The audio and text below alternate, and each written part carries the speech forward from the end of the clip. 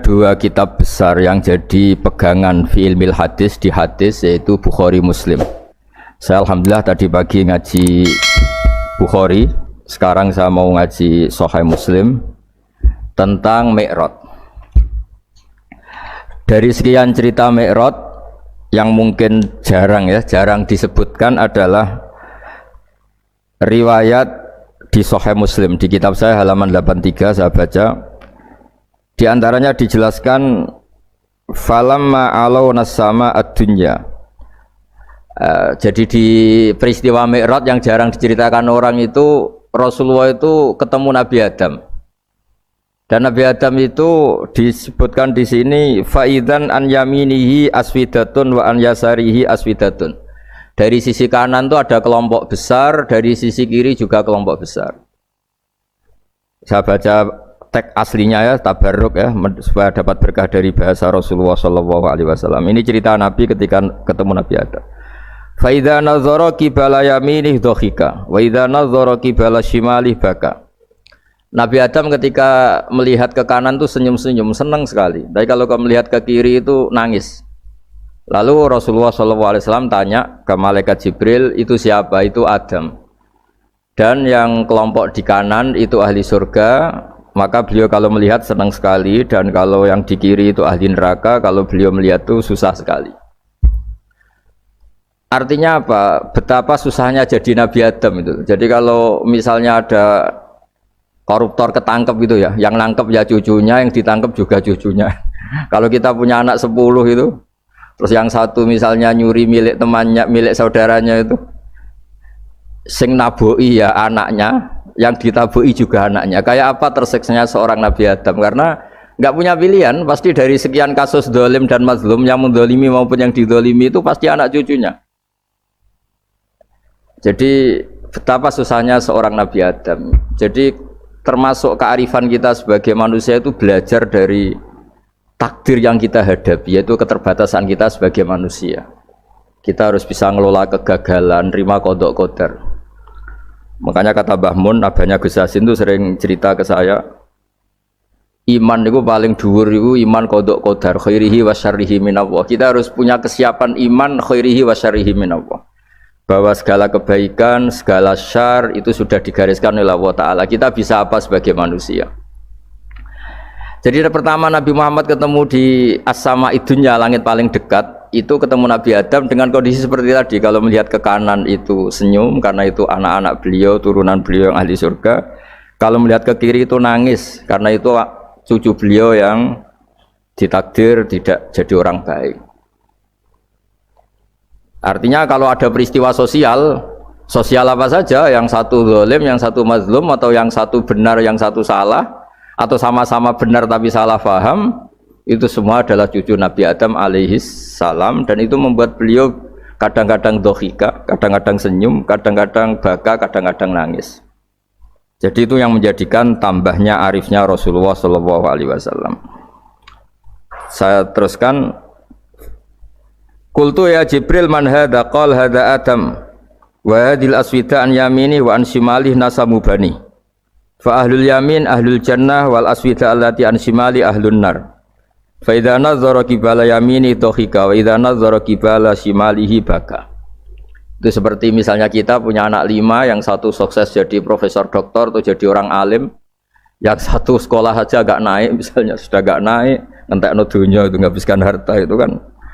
Tapi barokahnya itu mungkin kita mau jadi sombong tidak jadi gitu, karena punya anak yang nggak sukses. Mungkin barokahnya punya anak nggak sukses itu meredam keangkuhan kita, terus kita menjadi orang yang sopan dengan tetangga, dengan orang lain karena dipaksa punya hal-hal yang seperti itu. Jadi semua yang ditakdir Allah kalau kita ridho itu pasti baik.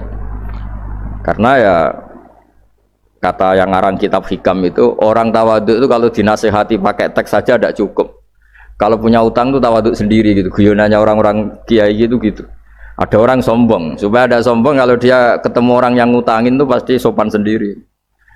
Jadi kalau dinasehati suruh sopan susah, tapi kalau ketemu orang yang ngutangin atau ketemu orang yang dia butuh pasti dengan sendirinya sopan sendiri. Atau ketemu orang yang menjadikan anaknya dapat pekerjaan, menjadikan keluarganya dapat job pekerjaan, pasti dia sopan sendiri karena utang jasa. Nah kalau kita pasti sopan sama orang yang ngutangi kita, yang menolong kita, apalagi dengan Allah Ta'ala yang semua yang kita pakai pasti dari Allah Ta'ala. Dengan demikian sudah keharusan kita sangat-sangat sopan pada Allah Ta'ala. Yang implementasinya dengan sujud dan dengan sholat. Itu juga yang dibawa dari hasil Mi'raj.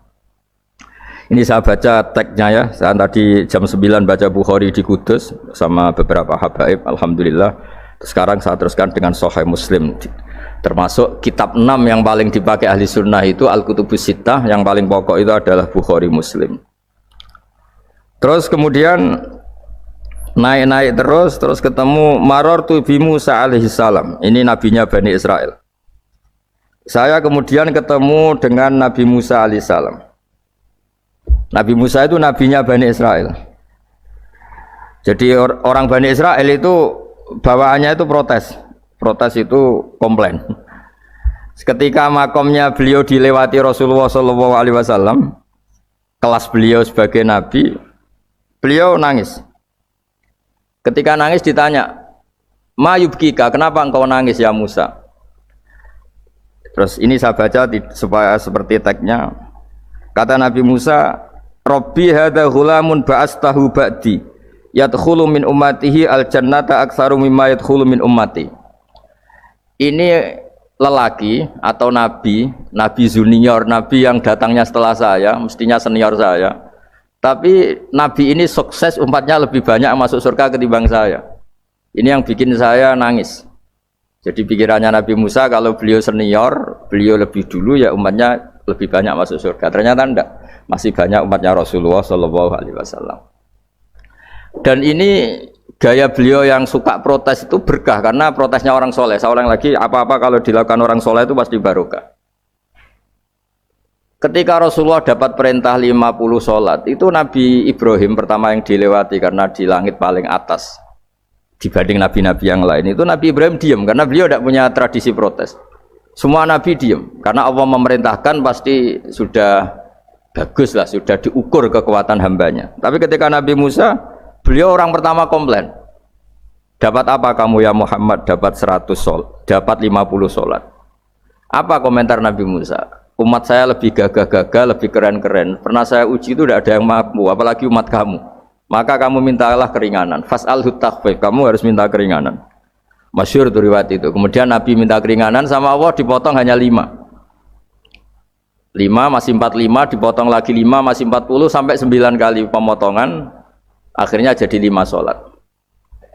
Itu satu menjadi pelajaran bahwa hubungan dengan Allah Ta'ala itu tidak perlu malu. Karena Allah itu suka kalau dimintain.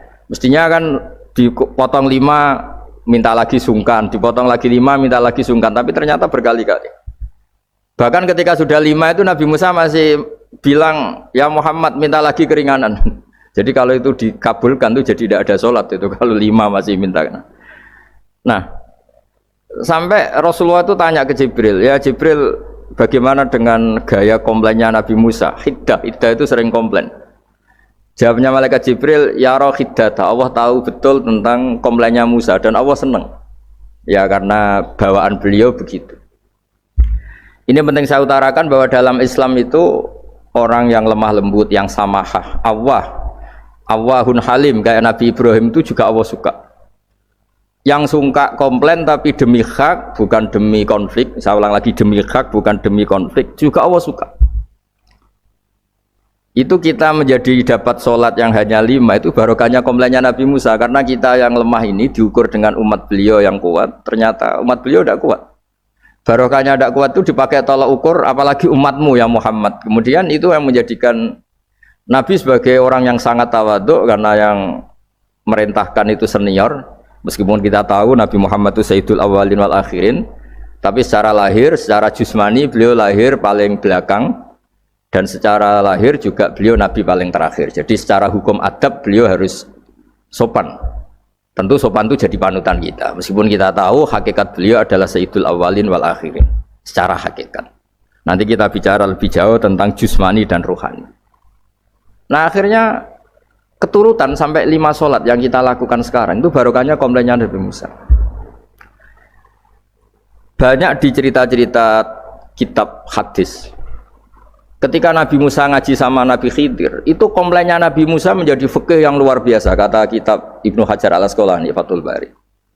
Ketika beliau ngaji sama Nabi Khidir, kemudian Nabi Khidir itu dipinjemin perahu sama masyarakat. Sudah dipinjemin karena beliau majanan ya, dikasih gratis. Tapi di tengah-tengah perjalanan perahunya itu dilubangi. Nabi Musa komplain, akhirat tahal itu khriqo ahla, masa kamu lubangin padahal kamu naik, nanti gimana, kamu sudah pinjem, nggak bayar, masih ngerusak lagi, itu apa-apaan. Nabi Khidir ya relax saja, ilmu kamu belum cukup untuk menganalisis ini. Begitu juga ada 3 peristiwa yang Nabi Musa itu selalu komplain. Apa yang dikatakan Ibnu Hajar Al-Asqalani itu kitab yang sangat bagus sekali. Justru dengan protes itu Nabi Musa punya kelas di atas Nabi Khidir, karena orang nggak boleh sukut alal mungkar, karena secara fikih orang itu tidak boleh mendiamkan sesuatu yang buruk. Kita tahu dalam aturan fikih di antara kewajiban kita adalah ingkarul mungkar, mengingkari sesuatu yang memang harus diingkari. Ya meskipun tentu tidak dengan sikap destruktif yang merusak dan apa, tapi yang nggak baik tentu kita ingkari. Perilaku Nabi Khidir yang melubangi perahu yang tidak miliknya padahal yang punya perahu sudah menonton itu perilaku yang enggak baik, sehingga Nabi Musa protes.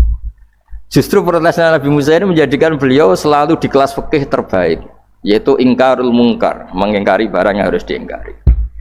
Tapi tentu Nabi Khidir juga enggak salah, karena beliau punya perhitungan di depan nanti itu ada begal-begal, ada kekuatan yang enggak baik yang selalu akan membegal perahu-perahu yang kondisinya sempurna.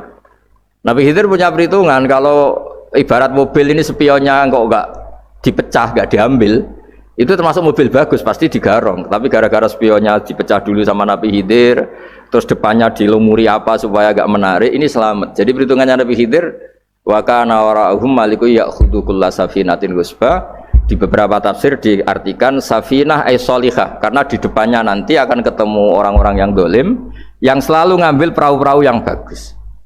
Caranya gimana supaya perahu itu gak diambil? Ya karena mereka hanya ngambil yang bagus, ya dirusak dulu supaya gak bagus. Kalau ya gak bagus nanti lolos dari garong tadi, dari pengambilan secara dolim tadi. Jadi Nabi Khidir gak salah karena ada visi seperti itu. Nabi Musa protes juga agak salah karena memang tugasnya fikih itu ingkarul mungkar, mengingkari barang yang memang nggak benar. Nah, di sini seperti yang dikatakan Gus Yassin, kita harus bisa ngelola perbedaan, ngelola beda sudut pandang dan sebagainya, sehingga kita selalu dapat nikmat Allah Taala, wa allafa baina qulubihim, nikmat yang kita asik, kita hidup asik, nyaman. Doa-doa bapak-bapak saya, guru-guru kita sering ijazahi setiap ketemu teman atau keluarga disuruh berdoa, Allahumma alif baina qulubina wa aslih dzata bainina. Semoga hubungan kita dengan orang lain itu baik-baik saja dan semua konflik kita dibenahi oleh Allah Subhanahu wa taala. Karena kita tidak pernah tahu ya, kita miskin kadang dianggap problem karena takut membebani tetangga. Tapi kita kaya juga kadang dianggap problem karena orang lain takut kalah dengan kita. Kita tidak pernah tahu cara pandang orang lain.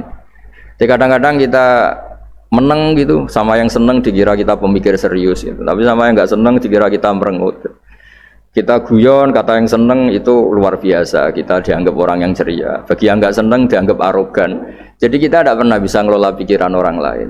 Nah, barokahnya rahmat Allah yang tidak terbatas, kita seperti ini.